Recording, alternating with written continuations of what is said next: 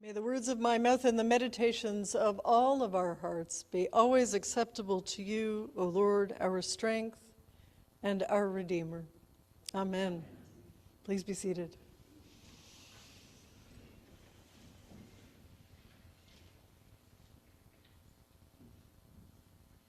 So I wondered how many of you were at parties this weekend.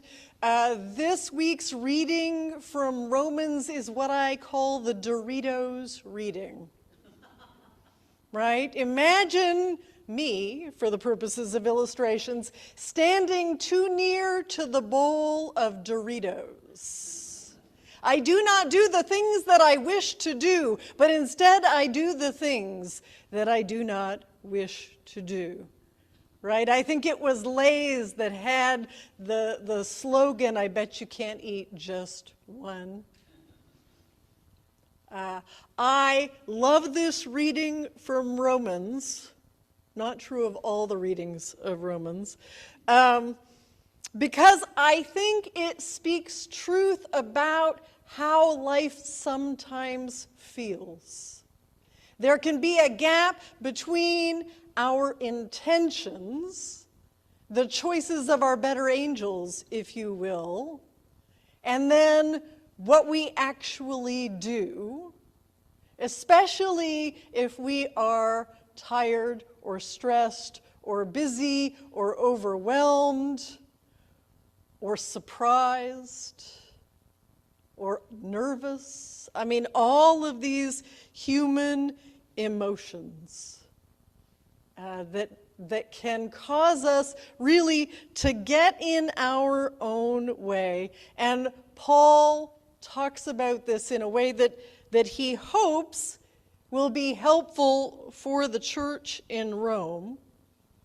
And I think, with a caveat or two and some context, it's helpful for us also. Paul is really clearly influenced by some of the philosophies of the classical world, which distinguish between things of the body and things of the spirit. And so he talks about the body of death, for example.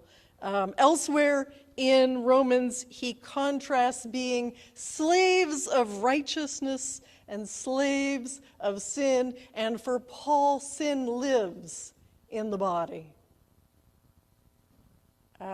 But in the Christian tradition, God created embodied people. And then God became incarnate, infleshed, Christ with us, as a human person, capable of sweating and getting a paper cut and getting hot and dirty on a road and getting frustrated with a fig tree. I mean, the embodiedness of our faith tradition is really very clear. So we have to kind of hold in balance deep gratitude for our position as beloved, embodied children of God, and all of the good things that come with that, right? Chocolate, if you're a chocolate person, maybe a nice lemon pound cake for people who inexplicably are not chocolate people, right? The feeling of the sun on your face after a Pacific Northwest week of rain, or the feeling of a breeze when it has been way too warm, the feeling of a good night's sleep or a good hug. These are things for which we are invited to be deeply grateful. And we get to hold all of that at the same time as the knowledge that being human means sometimes we don't get it right. Sometimes we get it really wrong. And then there's this human impulse to try to talk circles around that, right? One of the worst words in the English language, but. I'm sorry you feel that way, but. Right? I know I wasn't supposed to do that, but. We make excuses. So that's the other piece that's maybe a little problematic with just taking this one reading from Paul and running with it too much. There is this idea that sin is in the body and we can't help ourselves. Right? We hear that a little bit, I think, in Boys Will Be Boys. And of course, girls will be girls. People will be people, and all of us are called to be accountable for our choices, to own them, to not sit in a place of shame that says, oh, now I am unworthy of my place in the world. We are each of us the beloved children of God, and that remains true even when we have messed up. And we have to own our stuff. And I think this idea that sometimes we get it wrong, sometimes we do not live up to our best intentions. Sometimes our intentions actually weren't that fabulous. Sometimes we didn't really think it through. Sometimes we didn't really listen to everybody that would be impacted by our choices. I think owning that is also true for human institutions. So, for example, the church. People have been deeply hurt by the church. As someone who is sort of representative, I don't know how much I can own of that, but I'm deeply sorry that people have been hurt and are hurt by the church in ways that are small and in some ways that are bigger. And we are called, of course, to make amends and to try and do better and to try and get past our own impulses of the moment as what orders our lives. Right? We are given this commandment to love God and love other people, and that's like a rule that we can hold our choices up to and see, do they measure up? And so often, that isn't maybe the guiding principle at work. In a week when we in this country have seen something like 10,000 people being rounded up by ICE. In a week when we have seen a Supreme Court rule that states can exclude trans women, trans girls from sports. I would argue that those things are rooted in fear and not in love. And, of course, our country, like our church, like most of us, is a mixed bag, right? And I think we get to own that too. There is great good in this place, and there is great harm. And we have to hold both. And hold the deep joy and celebration and delight in each other and in the good things that have been and are possible,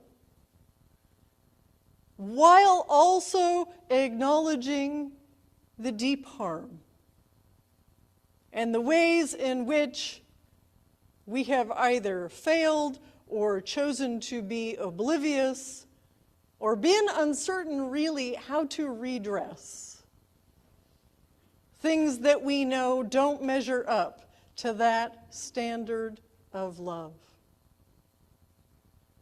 Because there are other forces at work. So I was listening to OPB, actually, who has to take some responsibility possibly for my book habit.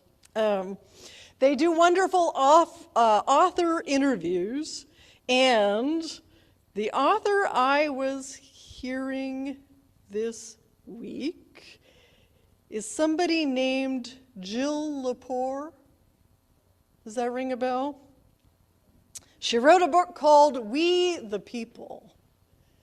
She also wrote A Secret History of Wonder Woman, I believe, and I really want to read that too. But she was talking about the American Constitution, talking about the ways in which it has changed either by amendment or by interpretation. And she talked about this philosophy of amendment.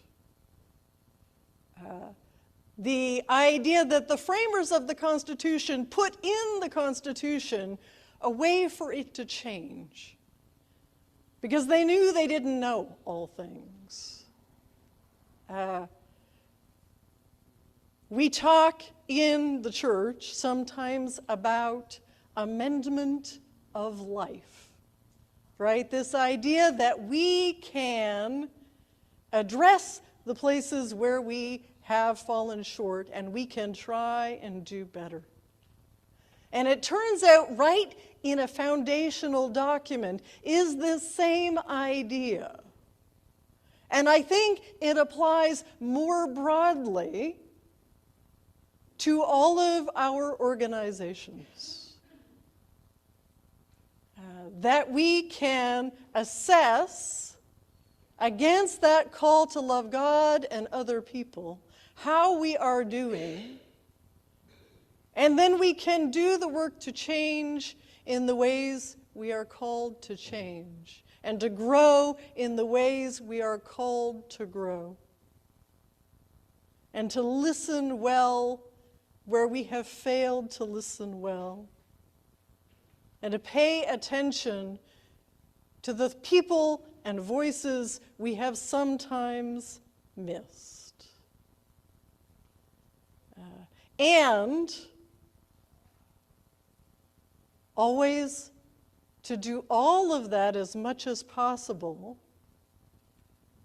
in the awareness that we seek to walk with Christ. And so interesting, the contrasting voices. We have Paul talking about the body of death and sin, and then we have Jesus today promising an easy yoke and a light burden and rest for our souls. This life is not a sprint. It is more of a marathon, or maybe something slow, maybe something more like the hare or the tortoise in The Tortoise and the Hare, right? Slow and steady with time for rest and time for joy.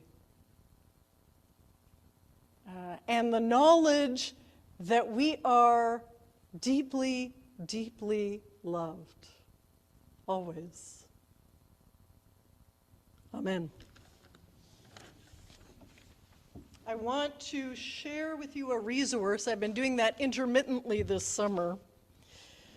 This is Liturgies for Resisting Empire.